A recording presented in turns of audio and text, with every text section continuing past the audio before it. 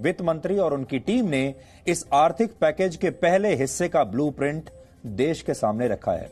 आज हम इसी आर्थिक पैकेज को सरल भाषा में आपके लिए डिकोड करेंगे और आज हुए फैसलों का पूरा मतलब आपको समझाएंगे ताकि आपको ये समझ में आ सके कि इन फैसलों का आपके जीवन पर क्या फर्क पड़ने वाला है।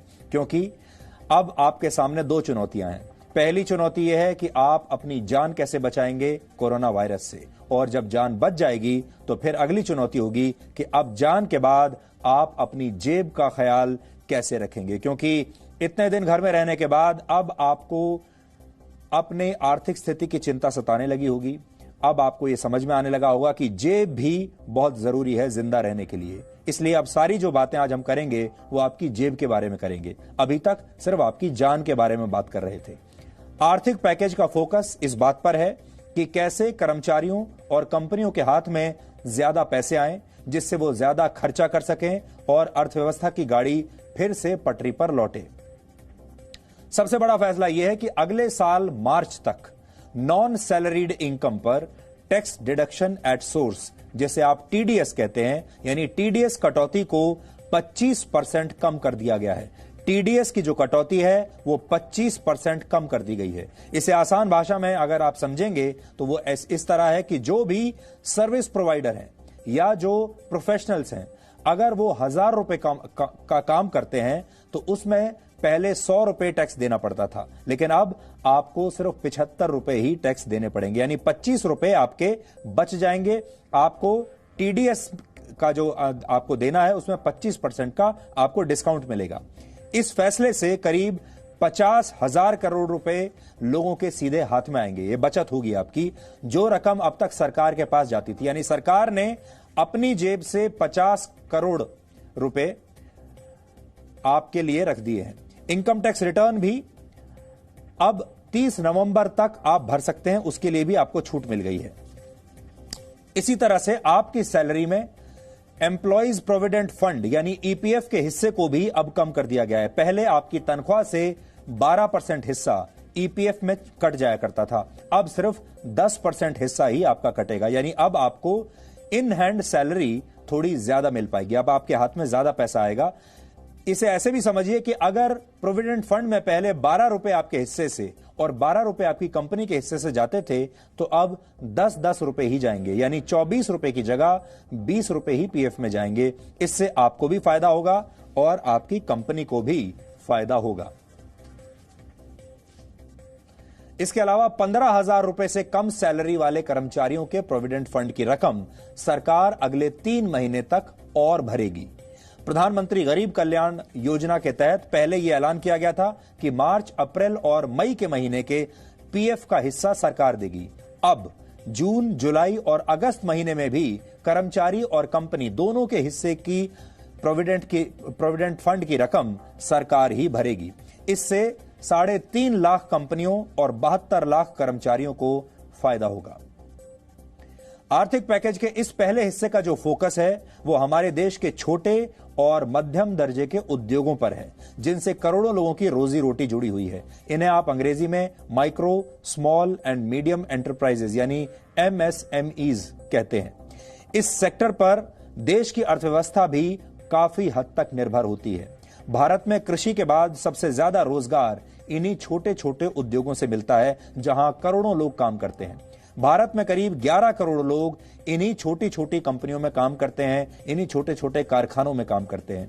भारत की जीडीपी का 30% हिस्सा इसी सेक्टर से आता है और इन्हीं कंपनियों का देश के कुल निर्यात में 40% हिस्सा है। इसलिए इन कंपनियों के बारे में सोचना बहुत जरूरी था। इन कंपनियों में, इस सेक्टर में काम करने वाले कर्मचारियों के बारे में सोचना बहुत जरूरी था। लेकिन कोरोना वायरस के दौर में सबसे बड़ा संकट भी इन्हीं छोटे और मध्यम उद्योगों पर पड़ा है, क्योंकि पिछले 50 दिन से देश में लॉकडाउन है, कोई कारोबार नहीं चल रहा, कोई काम नहीं हो रहा। इसलिए अगर अर्थव्यवस्था की गाड़ी फिर से पटरी पर लानी है तो इन छोटी छोटी कंपनियों को ही सबसे पहले मजबूती देनी होगी, और यही वजह है कि आर्थिक पैकेज में सबसे पहले इन्हीं छोटे उद्योगों को राहत दी गई है। इस सेक्टर के लिए 3 लाख करोड़ रुपए का लोन दिए जाने का ऐलान हुआ है। इससे करीब 45 लाख कंपनियों को सीधा फायदा होगा। कंपनियों को कारोबार के लिए आसानी से बिना गारंटी के लोन मिल सकेगा। यहां ये आपको नोट करना चाहिए, अब इन कंपनियों को बिना गारंटी के लोन मिलेगा। कंपनियां चाहें तो ब्याज का भुगतान 1 साल बाद भी कर सकती हैं। 1 साल तक उन्हें ब्याज से छूट मिलेगी। एमएसएमईज की परिभाषा में भी अब बदलाव कर दिया गया है। अब यह देखा जाएगा कि कंपनियों ने कितना निवेश किया और उनका कितना कारोबार हो रहा है। पहले ऐसा नहीं था। पहले 25 लाख तक का निवेश करने वाली कंपनियों को माइक्रो माना जाता था, लेकिन अब 1 करोड़ रुपए का निवेश और 5 करोड़ रुपए तक सालाना कारोबार करने वाली कंपनी को ही माइक्रो माना जाएगा। और इसी तरह से स्मॉल एंटरप्राइजेज वो कंपनियां मानी जाएंगी जिनमें 10 करोड़ रुपए का निवेश होगा और जिनमें 50 करोड़ रुपए तक का सालाना कारोबार होगा। मीडियम एंटरप्राइजेज वो कंपनियां मानी जाएंगी जिनमें 20 करोड़ रुपए तक का निवेश होगा और 100 करोड़ रुपए तक का सालाना कारोबार ये कंपनियां करती होंगी। ऐसा इसलिए किया गया है क्योंकि हमारी घरेलू कंपनियां विदेशी कंपनियों के सामने कंपटीशन में इससे पहले टिक नहीं पाती थी। इन कंपनियों के लिए एक लिमिट थी कि वो कितनी रकम का निवेश कर सकते हैं। मान लीजिए अगर कोई छोटी कंपनी अपनी क्षमता बढ़ाने के लिए 25 लाख रुपए की कोई मशीन लगाना चाहती थी तो वो ऐसा नहीं कर पाती थी, क्योंकि उसे डर होता था कि उसे सरकार से मिलने वाली ये रियायतें फिर खत्म हो जाएंगी। अब निवेश की लिमिट बढ़ाने से ऐसा होगा कि जो कंपनियां खुद को बढ़ाना चाहती हैं और इन्वेस्ट करना चाहती हैं, अपने कारोबार को बढ़ाना चाहती हैं, अपने प्रोडक्ट को बेहतर करना चाहती हैं, उनके लिए सरकार ने नई संभावनाएं खोल दी हैं। अब वो निवेश के जरिए अपने प्रोडक्ट और अपनी क्षमता को बेहतर करके बाजार में विदेशी कंपनियों से टक्कर लेने की स्थिति में आ जाएंगी। लोकल को ग्लोबल करने के लिए ही आज 200 करोड़ रुपए से कम के ग्लोबल टेंडर के नियम को भी खत्म कर दिया गया है। यानी अब सरकार की तरफ से 200 करोड़ रुपए से कम का कोई ग्लोबल टेंडर नहीं होगा। अब भारत सरकार की तरफ से 200 करोड़ रुपए से कम का कोई ऑर्डर आएगा तो वो ऑर्डर घरेलू कंपनियों को ही मिलेगा। दुनिया की बाकी कंपनियों को इससे बाहर रखा जाएगा, ग्लोबल टेंडर नहीं आएगा। इसे समझने के लिए आप ऐसे समझ सकते हैं कि अगर कोई भारतीय कंपनी पेन या पेंसिल बना रही है, मान लीजिए उदाहरण के तौर पर कोई भारतीय कंपनी पेन बनाती है, पेंसिल बनाती है और उसकी कॉस्ट 100 रुपए प्रति पीस है, तो अभी तक ऐसा होता था कि चीन जैसे देशों की कंपनियां वही प्रोडक्ट 80 रुपए प्रति पीस की कीमत में बेचकर सरकारी ऑर्डर हासिल कर लिया करती थी और भारतीय कंपनियों के लिए बाजार में टिके रहना मुश्किल हो जाता था, क्योंकि चीन में जो बनने वाला सामान था वो सस्ता होता था। आपको 100 रुपए का पड़ रहा है, चीन की कंपनी को 80 रुपए का पड़ रहा है और भारत सरकार का ये जो टेंडर था ये चीन की या किसी और विदेशी कंपनी को चला जाता था। इसके साथ ही सरकार ने 50,000 करोड़ रुपए का अतिरिक्त फंड बनाया है। यह रकम उन कंपनियों को दी जाएगी जो कर्ज के बोझ की वजह से फेल होने की स्थिति में पहुंच गई हैं। आर्थिक पैकेज में इस बात को भी सुनिश्चित किया गया है कि किसी भी घरेलू कंपनी का पेमेंट 45 दिन के अंदर क्लियर हो जाए। यानी अगर किसी कंपनी ने किसी छोटी कंपनी से कच्चा माल लिया है तो उसे 45 दिन के अंदर फाइनल पेमेंट कर देना होगा, इससे ज्यादा वो रोक नहीं पाएंगे। आर्थिक पैकेज के तहत ऐसे बड़े फैसले इसलिए किए गए हैं ताकि हमारे घरेलू उद्योग की क्षमता को बढ़ाया जाए, उन्हें एक ही दायरे में न रखा जाए, बिजनेस बढ़ाने के लिए उन्हें प्रोत्साहित किया जाए।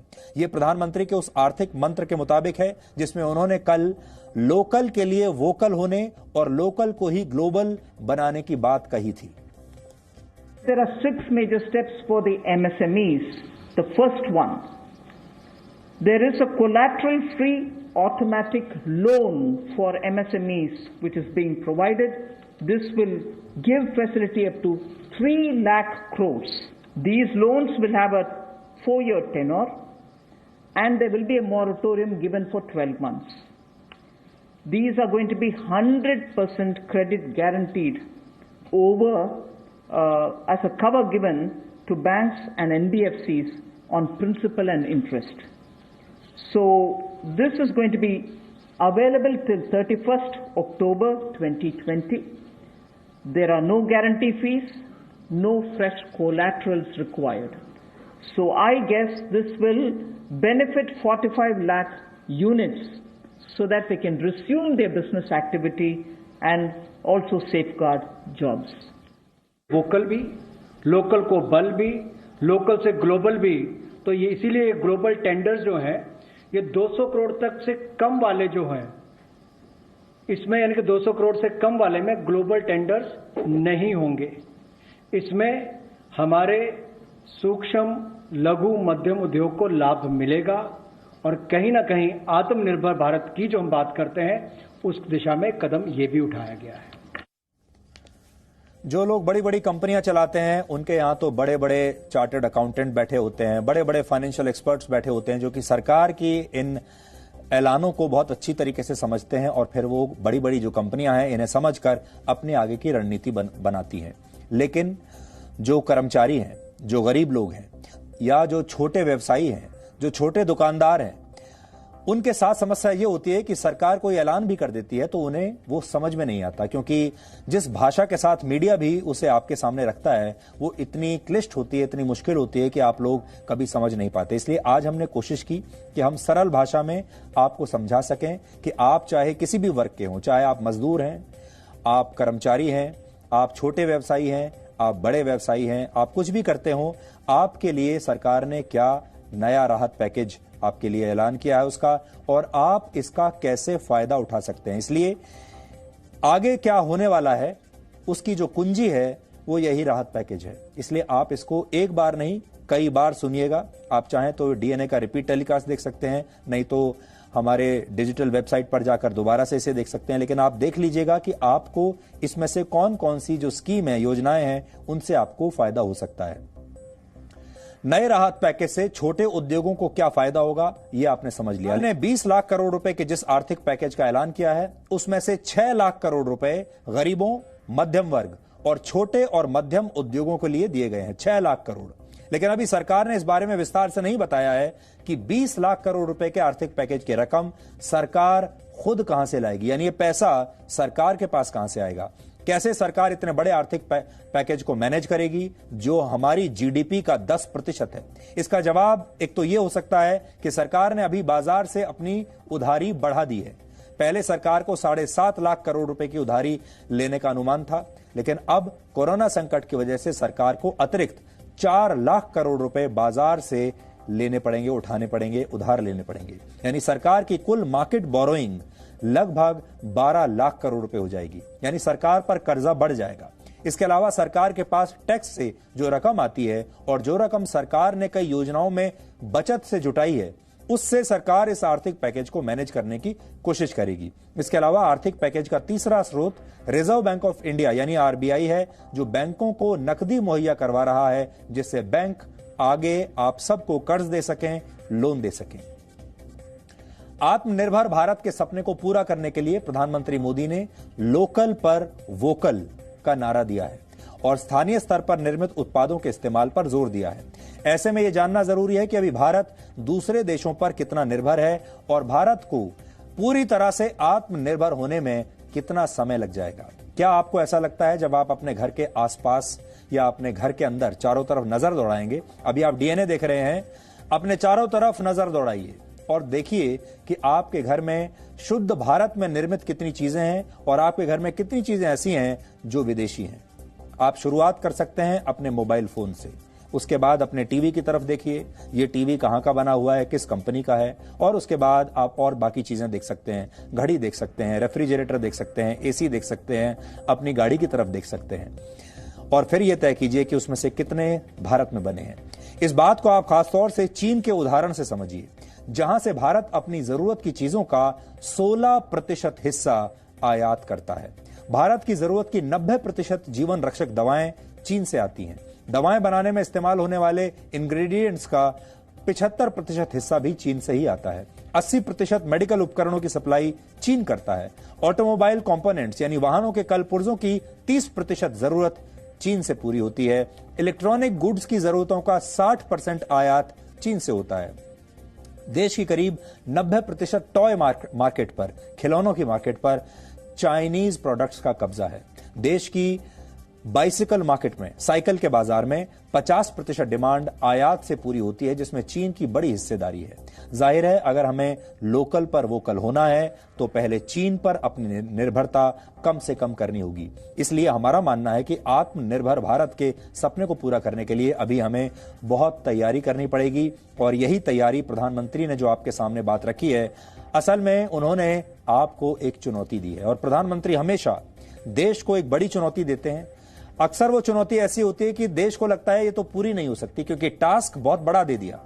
इस बार भी उन्होंने बहुत बड़ा टास्क आप सबको दिया है, हम सबको दिया है और हमें लगता है कि अगर इस देश ने ठान लिया तो वो दिन दूर नहीं है जब हमें किसी भी चीज के लिए किसी दूसरे देश की तरफ नहीं देखना पड़ेगा।